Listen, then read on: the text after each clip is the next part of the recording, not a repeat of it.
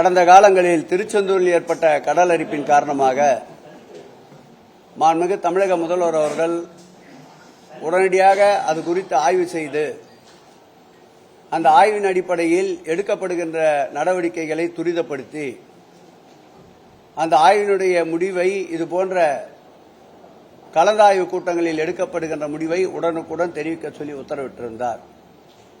அந்த வகையிலே இன்றைய தினம் அந்த தொகுதியுடைய சட்டப்பேரவை உறுப்பினரும் மீன்வளத்துறையுடைய அந்த துறை சார்ந்த அமைச்சருமாகிய அருமையான அனிதா ராதாகிருஷ்ணன் அவர்களும் அந்த தொகுதியுடைய நாடாளுமன்ற உறுப்பினர் என்ற வகையில் அன்பிற்கினிய கனிமொழி அவர்களும் துறை சார்ந்த செயலாளர், ஆணையாளர், இணை ஆணையாளர் மற்றும் மீன்வளத்துறையை சார்ந்த அதிகாரிகள், அதேபோல் அறநிலையத்துறை சார்ந்த பொறியாளர்கள் பங்கேற்ற கூட்டங்களும், அதேபோல் அந்த திருக்கோயிலுடைய அறங்காவலர்களும் இந்த ஆய்வுக் கூட்டத்தில் பங்கேற்றார்கள்.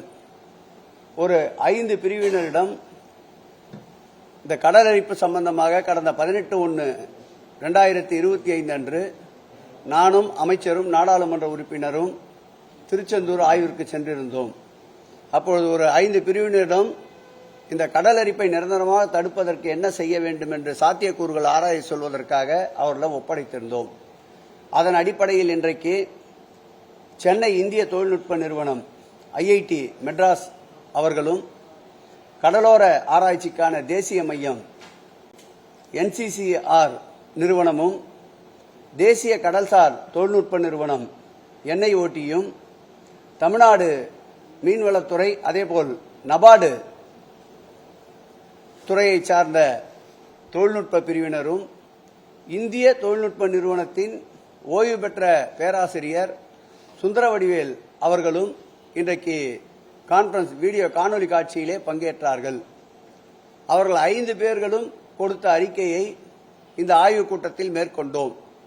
அதில் ஒரு 3 பேருடைய அறிக்கை ஒத்துப்போகின்றது, 2 பேருடைய அறிக்கை அதிலிருந்து சற்று மாறுதல் இருக்கின்றது.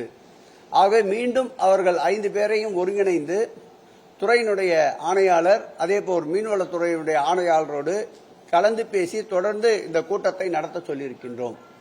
அவர்கள் இன்று நாளைக்குள் எது இறுதி செய்யப்பட வேண்டும், அப்படி இறுதி செய்யப்படுகின்ற அந்த பணிகளால் நிரந்தர தீர்வுக்கு என்ன வழிவகைகளோ அதை அறிக்கையாக தயாரிக்க சொல்லியிருக்கின்றோம்.